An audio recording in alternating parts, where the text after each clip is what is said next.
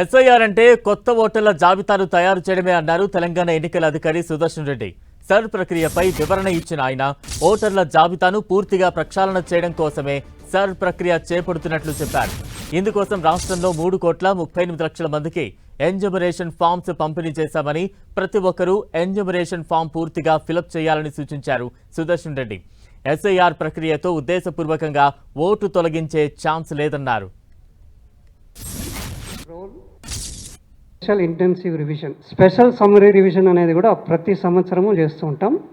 దానికి దీనికి తేడా ఏంది అని ఆలోచిస్తే, స్పెషల్ సమ్మరీ రివిజన్ అనేది electoral roll as it is ఉంటుంది, మార్పులు చేస్తూ వెళ్తూ ఉంటాం. For example, last year 3 crores ఉన్నారనుకుంటే చేర్పులు 10,000, తీసివేయడం ఒక 5,000, అంటే 3,05,000.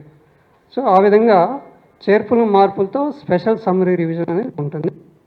స్పెషల్ ఇంటివ్ రివిజన్ అనేది పూర్తిగా ఎలక్టరల్ రోల్ ఏదైతే ఉందో దాన్ని ప్రక్షాళన చేయడం, లేకపోతే పూర్తిగా తీసేసి కొత్త రోల్ని తయారు చేయడం అనేది దీని యొక్క ఉద్దేశం.